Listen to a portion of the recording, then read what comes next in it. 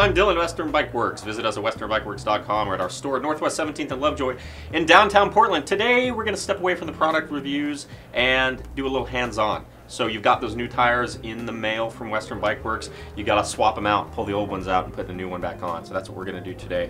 First thing you got to do, if you have the Presta valve, this is the skinnier valve. You need to remove the valve cap. Then you have to thread up this little nut to allow you to deflate the tire.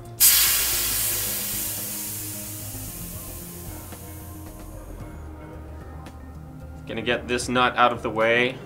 The only purpose for this is to allow you to get a pump head on a little bit easier when you're first inflating the tire so that the valve doesn't get pushed up into the rim, but it also reduces rattling a little bit. Now that we've deflated the tire, one of the ninja tricks that'll make it much easier to get the tire on and off is to take advantage of the fact that rims have a concave surface. What that means is if we can get the beads of the tire to sit in the trough of that rim, that's the smallest circumference of that rim. So I'm pushing with my thumbs on the backside to get that bead into the center of the rim, and my fingers on the other bead. And as I'm working around, I'm kind of applying some tension to concentrate all the slack in the system to one side. What you can see is that just by pinching the casing, you can lift that bead up and over the rim. So in most cases, you can remove this tire without using tire levers. But if it's a very tight fit, you might need to use a tire lever, in which case the proper way to do that is we have this spoon-shaped end. We're going to bring that underneath, scoop it out, and this is used to attach to the spoke. This is a bladed spoke, so that isn't a really good example.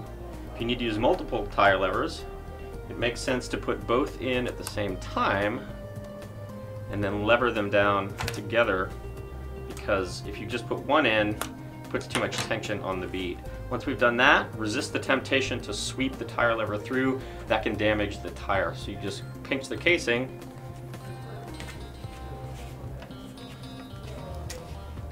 section by section, and remove that bead. So we're only concentrating on that one bead.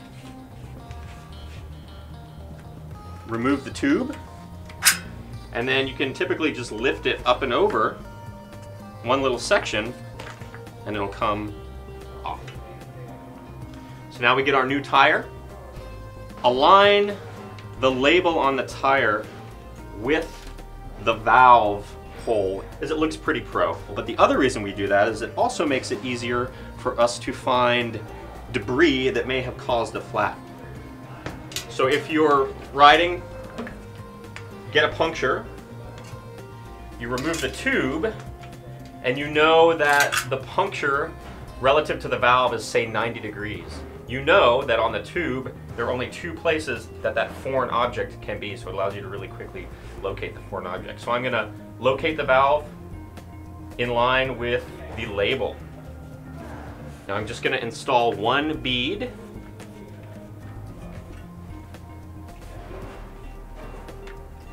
Leaving the other bead hanging off. Get my tube. And then I'm just going to inflate the tube enough to give it a tiny bit of shape. This allows us to get it into the tire a lot more easily. So just maybe one or two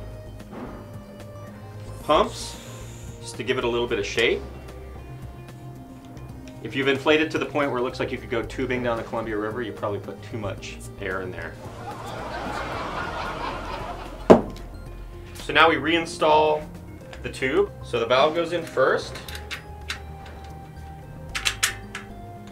And now we're going to tuck the tube into the tire. This is why we inflate it slightly. It makes it much easier to do this. Now that it's tucked in there, we're going to begin to seat this last bead, starting at the valve so that we finish installing the tire opposite the valve. Again, since the valve is reinforced, if you ended up installing the tire over here, it's going to be much more difficult. So first thing I'm going to do is use the same techniques I used when I removed the tire. Push the valve up into the tire to give it a little bit of space. Start to seat that other bead, working with both hands in opposition, tucking the tube into the tire as we go, just to make sure that it's seated in there. And as we get towards the other end, it can get a little bit more difficult. So some tips in order to install that final bit of bead: remove the excess air, push the valve into the tire, and push those beads into the center of the rim like we did when we removed it. And then we're just going to be working with very small sections of the bead. Don't get too ambitious. Tucking the tube into the tire, pushing a little section of the bead. And once it's seated, this is a crucial part, I'm going to pull back the tire, and the only thing I should see is that rim strip underneath. If I see the tube, that's going to cause us some problems when we go to inflate the tire. It'll pinch the tube in between the rim and the tire, and it'll cause it to explode. Once we've done that, make sure the valve is coming out straight, and then inflate to your desired pressure. Also check to make sure that the tire is seated. There's a little molding mark that goes around the edge of the tire, the circumference, and we want to make sure that that's even all the way around the rim. If it seems like that molding mark dives into the rim, it means the bead isn't seated properly. In which case, if I saw that it wasn't seated, I would manually set the bead with my hands. Once I've done that, we'll reinstall the nut. You don't want to snug this thing up too aggressively because you can rip the valve off. Reinstall the valve cap. Back on the bike, and you're ready to roll. Have any questions? Give us a call or visit us at westernbikeworks.com.